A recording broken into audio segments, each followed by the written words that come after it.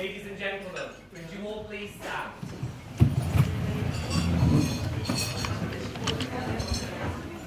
You Mr. and Mrs. Williams.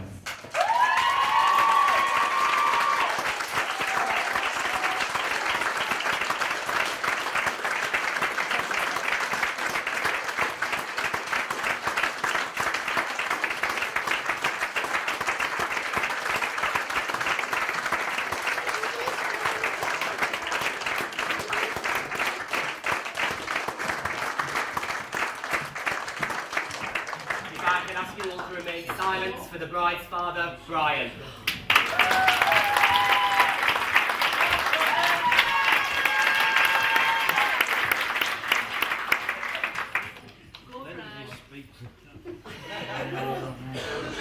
I'd just like to thank you all for attending my winter residence.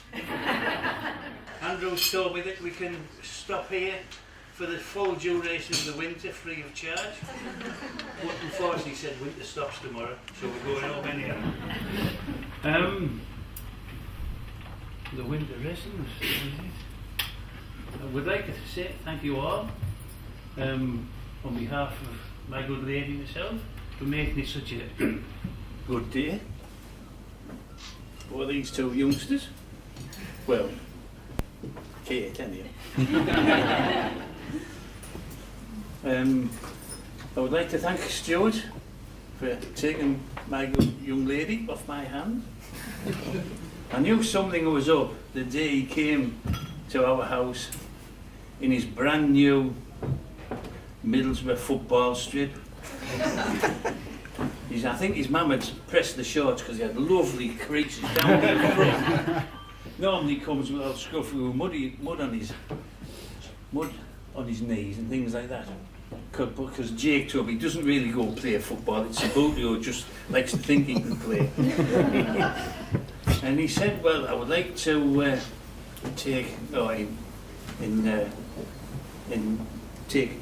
Kate as my wife, or his wife, in which we were more than honoured that he's joined the family. And I hope that he joins our family for a long and healthy time, as well as Trish and Paul Anthony, to give him his full title, and anyone else, and Jake, of course. Hope we have a long, happy relationship together. So, that bit over. Now the fun bit. Because I looked in Google to see what I could do and what I couldn't say. Can't mention ex-girlfriend, boyfriend, don't upset the mother-in-law. So I thought, well, I might as well say how. So, right, Kate, we'll go on to. Are you sure? Wait for this. She was born in the September. Dad was there doing his right thing, foot in the hip while mother swore at me. I didn't know she could speak these different languages. Then Kate was born, and she had this funny shaped head. And I knew she was born like that, so the tiara would fit on properly together.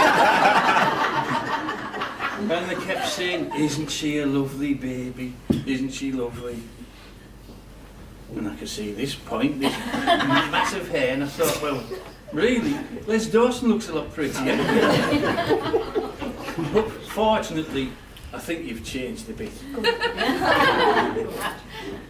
So that was that. Then, to go on a bit further, she decides suddenly she'll take up lifesaving. And she drags us all around the country to the high spots, like Blythe, Heanor in Derbyshire. You'd sit in these hot swimming pools 8-9 hours on hard benches, your bum was going numb, and at the end of the day, Kate would come on, do her event, 13 seconds, we're home. All that time for that, she's put us through that, but because we love her, we did it. You've got to get a thing to this thing. So that was that. Then eventually she went on to be a beach lifeguard. Why she wanted to go to Seaton to go and be a beach lifeguard, never know. And took the two bridesmaids with her. Can't go anywhere between them without one another. And they've been great pals. So thank you, the three of you, for what you've done. So we got the lifeguard. Then what? What else can I mention? Well, I won't go on too long because he'll get You lose the will to live, like I did when I read on Google what the parents have to pay for. Well, after four pages, I just lost the will to live. And then I thought, oh, tee myself up, I'll see what the groom's got to pay for. 3 things. Transportation to get home. So he bought himself a new car. Little did Stu know that Kate already had hers, and his old Fiesta now become their Ford. So you've lost that as well, Stu. Not all fun. So that was that. What was I saying? Gone. Ford. Yep. What we got? Your 3 things. 3 things. What I've done to what? Oh, what's Stuart to pay for? Yeah, 3. Oh yeah, you are listening, that's all right. And the most important thing, that was the top of the list. The stag night. I thought, charming. But did you realise you're supposed to pay for it? So all those lads who were at the stag night, you owe them loads of money, lads. So, Hey!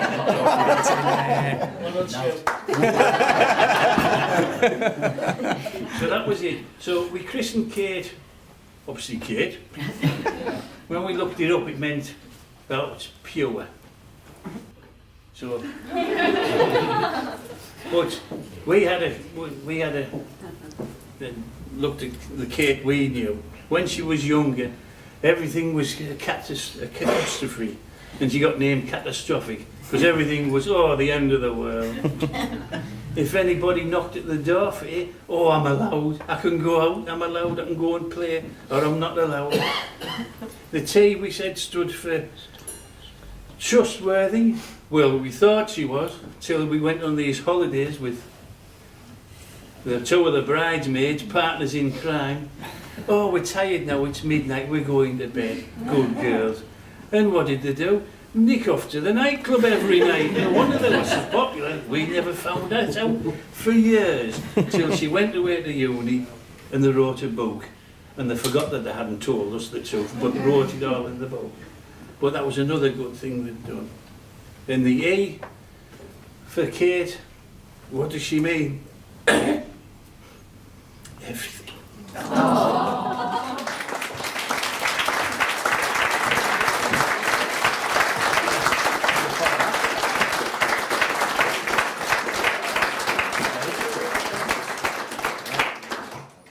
In reply to the bride's father, we have the groom, Stuart.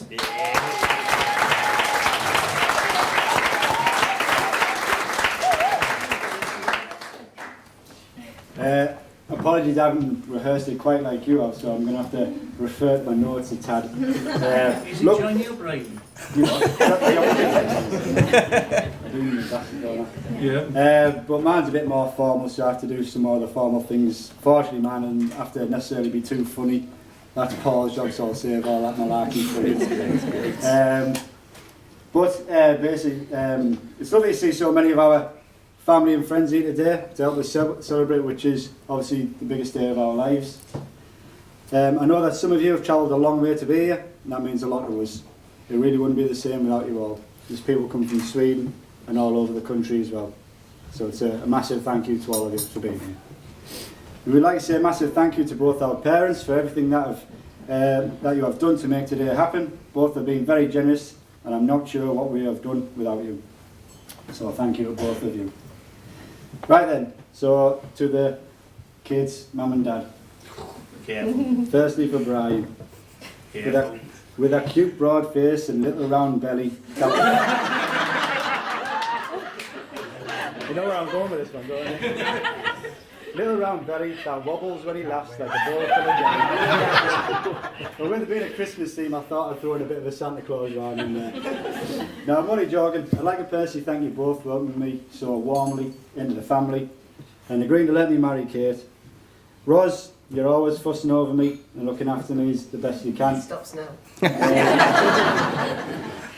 Just like, because you are in some, you are in general just a great mother-in-law to me, and I've been since day one. You both always make me laugh, which is why I can't resist winding you both up as much as I possibly can. But you have been so nice to me ever since I met you, and I cannot possibly repay you. The biggest thing you have done for me so far is letting me marry your beautiful daughter. I know how much you love and care for Kate, and I only hope I do you both proud in giving her just as much love. The night I came to ask your permission was the most nerve-wracking of my life, but also one of the best. You were fantastic with me and gave me your blessing. So at that point we'll give you both a present. Kate can do the honours. Listen up first. The one and only present that you get.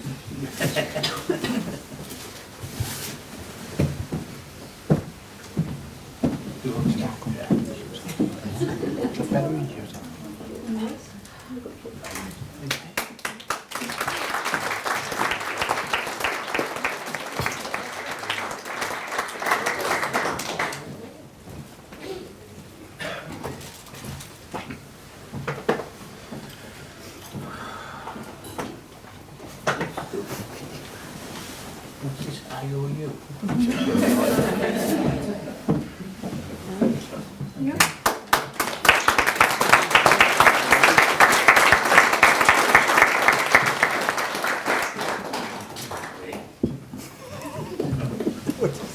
So, and for my mum and dad, who should undoubtedly receive a medal for endurance for what I've put them through the years.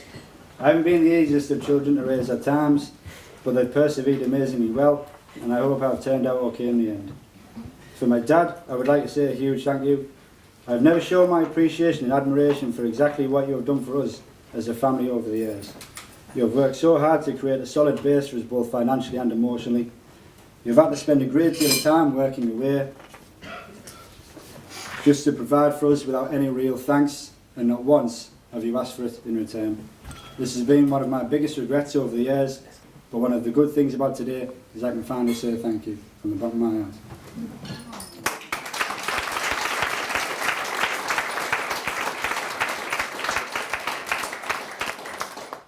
Without your dedication to our family, I would not be where I am today, and I only hope I can provide for my family as you have. To my mum, on the flip side to what Dad did for us, you were what kept us so strong together.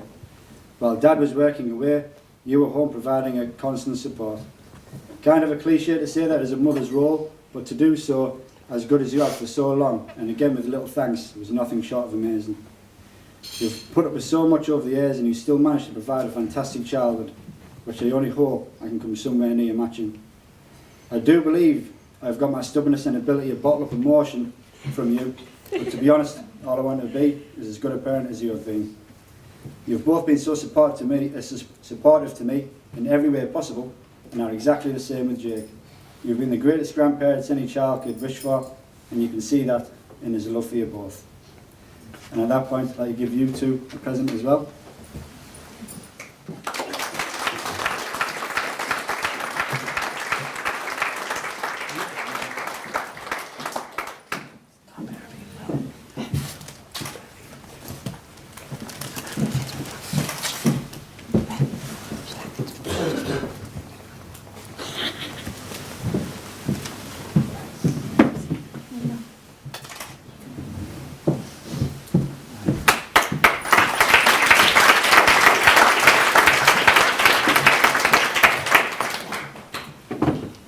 To my usher Dave, along with the rest of the Maces, you are a lot closer to me than just cousins.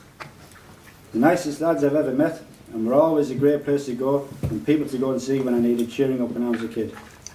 There was never anything that made me laugh more than seeing you lot beat each other up to a pulp.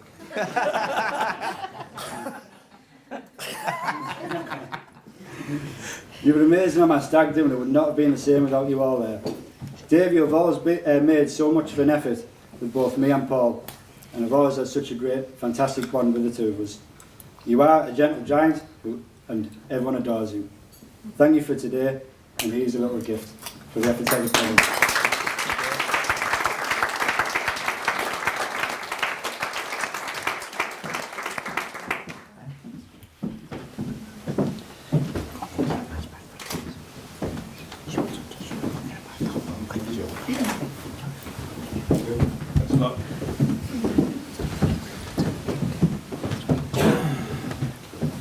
Right then, move on quickly because it's getting to be just a touch, just like the strong advert. All these letters are just starting to disappear off the page. So, to my best man. Best man, best brother I could ever have. I had the honour of being best man to you and Kerry last year, so it's only right you get put through the same stress. Like I've said, these are good opportunities to show appreciation for all the years of laughs we've had and looked after each other like good brothers do. From instance like you've been deprived of biscuits so much you've had a stash behind your wardrobe. When I managed to cut your eye open with the door handle, then you chased me and decided to stab me to death with a snooker cube. His eye laid hidden under the bed. I was only about 8 years old at the time, by the way. When we used to make a big thing of closing doors in the lift as fast as we could in the Cleveland Centre, just so no one else could get in. Home videos in our pyjamas and bare knuckle boxing on Christmas Day. We probably laugh most and still do at our dad's misfortunes. From slicing the end of his finger off with a Stanley blade, going arse over tit, putting the rubbish out in the snow in his moccasin slippers, to breaking his foot, kicking the dog up the backside, and standing on a candle holder coming down the stairs. Great memories, so thanks for being there, thanks for the memories, and thanks for being the best big brother.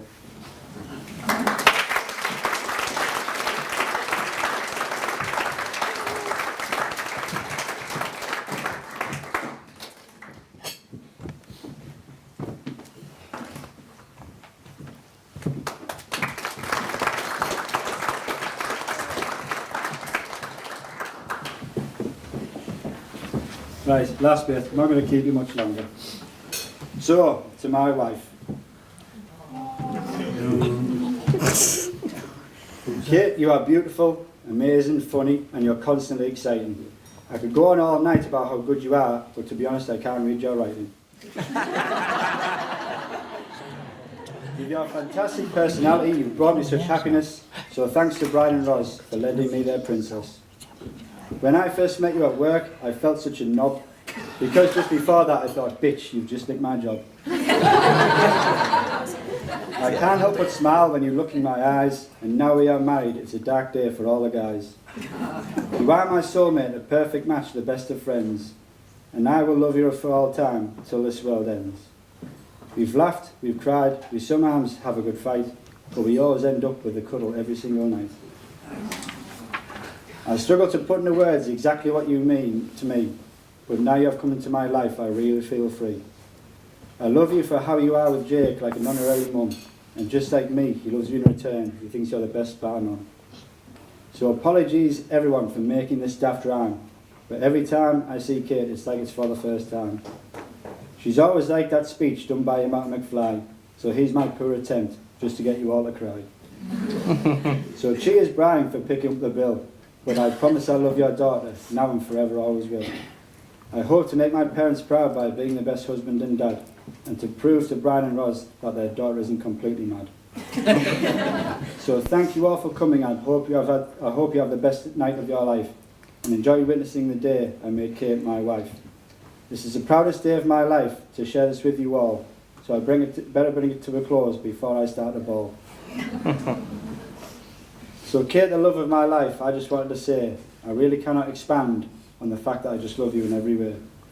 I hope everyone in this room, but especially I hope you, will see now and forevermore that all I want is you.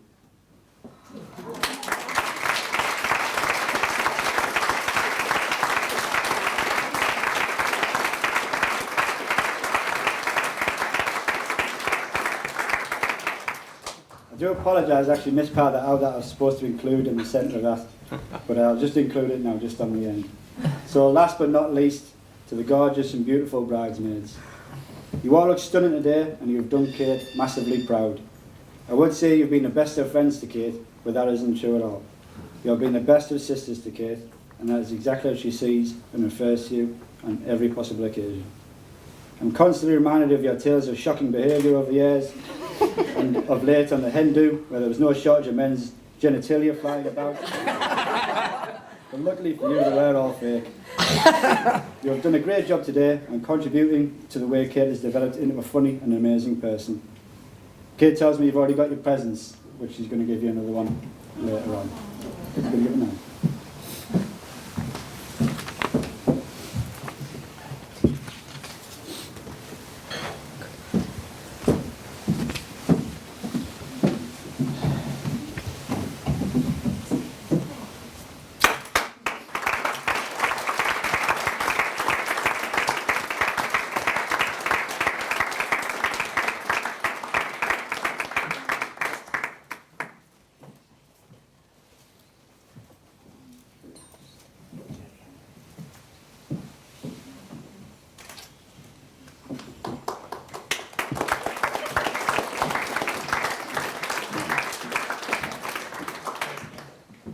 Okay, thank you to Kim for bringing along gorgeous little Eva, who's been a star today and looks absolutely stunning and gorgeous. I'm sure everyone will agree with that one.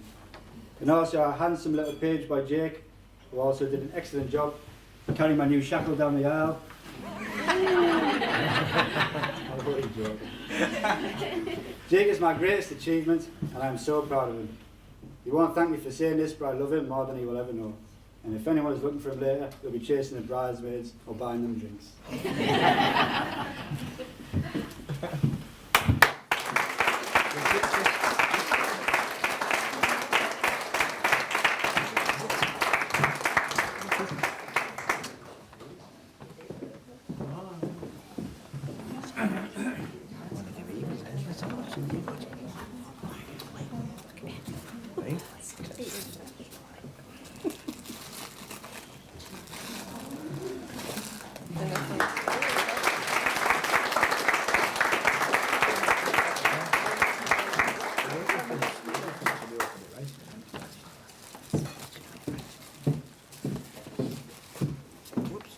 So on that note, I'd just like to propose a toast if you could all raise your glasses.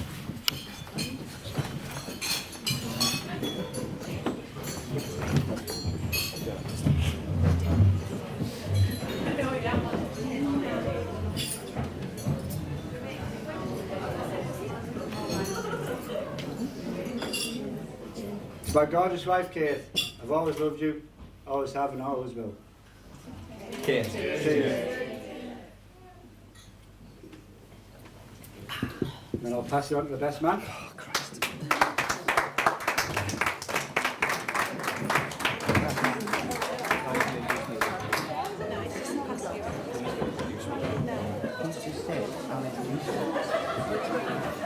Pressing the arm more than I need to be.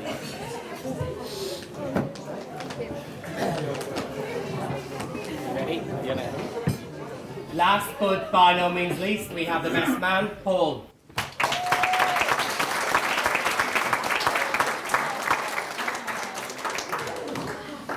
Good afternoon, everyone. Like Stuart, unfortunately I'm not as confident as Brian was than to just read it out verbatim. Unfortunately I've got to read from my notes, so I apologise for that. A little bit of added pressure. I mean, how do I follow two speeches like that? They're both absolutely fantastic. But I'll give it a bash. I think you'll agree, it's been a wonderful wedding so far. Everyone's played their part in making this the perfect day for Stu and Kate.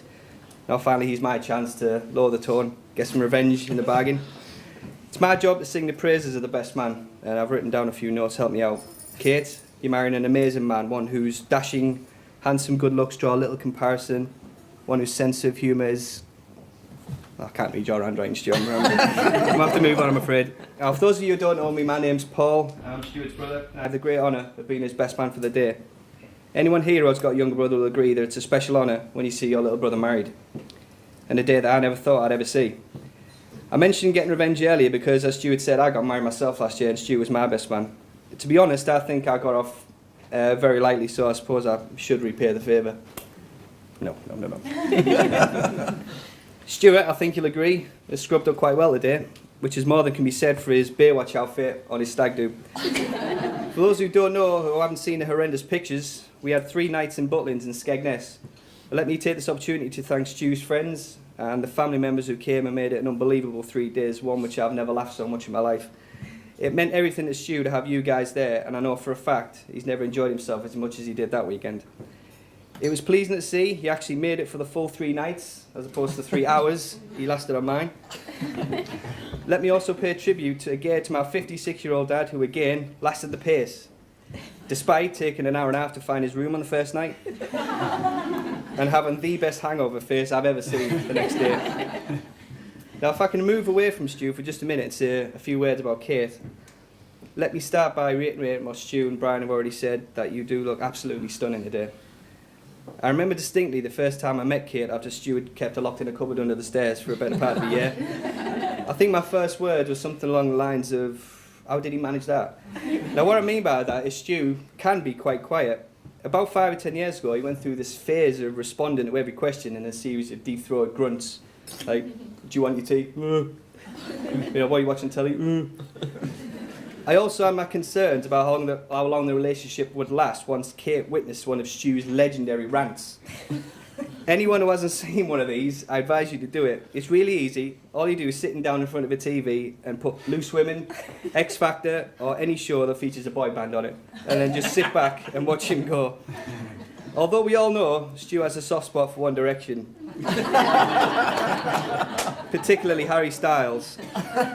He'd give anything for Harry's booth, but it's a bit difficult when you've got less hair than a baby elephant. But Kate has this brilliant ability to take these rants at face value and just tells them to shut up. That's when I knew what a great couple they would make, and thankfully I've been proved right. Stu worships Kate and made me a very happy man when they announced their engagement. And today Kate gives me something that I've always wanted, a sister.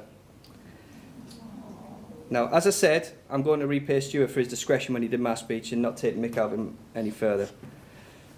I could tell you about the time Stu decided that he didn't like his white drebbing hair that he'd inherited from birth, and so he decided to dye his hair black. But unwittingly, he dyed his scalp as well. So I thought, for a fancy dress, though. yeah. No. So, yeah, No. and he unfortunately had to go on holiday a few days later looking like a Duplo figure. But I won't mention that, I could also tell you about the time he shook the medical world to its very foundations by declaring quite openly that newborn babies are born without eyeballs. And then after 6 months, they just suddenly go... But again, I won't do that.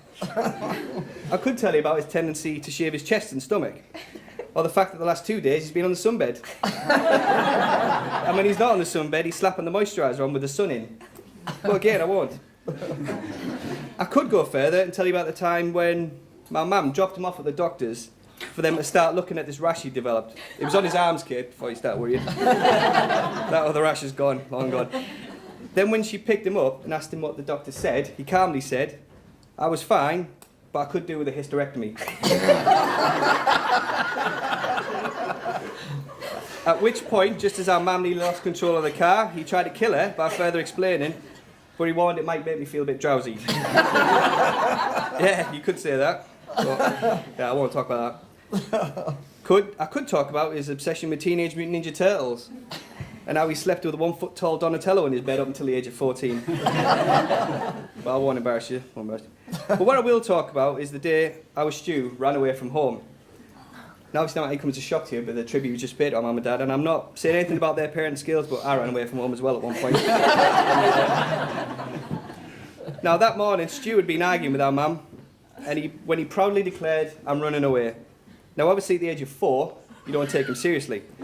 Even when he went upstairs to pack his bag, she didn't take him seriously, especially when instead of bringing downstairs a bag with a change of clothes, he brought down his Ghostbusters Proton pack. However, then he left the house. Now, we used to live on a main road, so the laughter died a little, but not completely, especially when he opened the front gate. Now, Mum started to pick up the pace, but no matter how quick she went, he ran quicker, with the Proton pack bobbing on his back all the way up Cargo Fleet Lane, and our Mum laughing like a madwoman. Now, the reason I chose to tell that story is he was at that age, between 4 and 9, that he was a really funny, cheeky, adorable chappie. A lot like someone else I can mention next to me. But it's another side to him that I think a lot of people might not be aware of, and you probably don't believe a word of it. In all seriousness, Stu and I are very close. There was 4 years difference between us, but we grew up almost like twins. He once made the comment that our bond isn't one where we constantly have deep and meaningful conversations, but we know if ever there was a need to have one, we're there for each other. A lot of the bond, as he's already said, has been forged out of our love of sharing stories about our dad's many DIY gaffes and accidents, The banoffee pie incident is still to this day is guaranteed to have me and Stu both in tears. Family means the absolute world to Stu. The bond he has and the one he tries to keep with all his cousins, his aunties and uncles, it never fails to amaze me. I think that's a massive testimony to him. Before I end this speech, Stu, I've got a small confession to make. It was me who signed you up to the One Direction fan club. And it was me who arranged for a Belgravia hair centre consultation.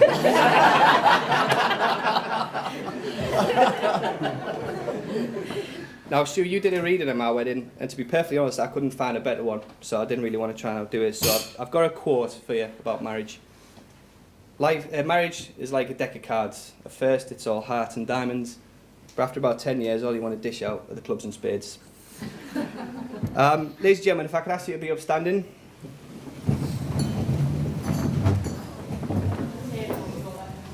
A toast to the bride and groom. Bride and groom.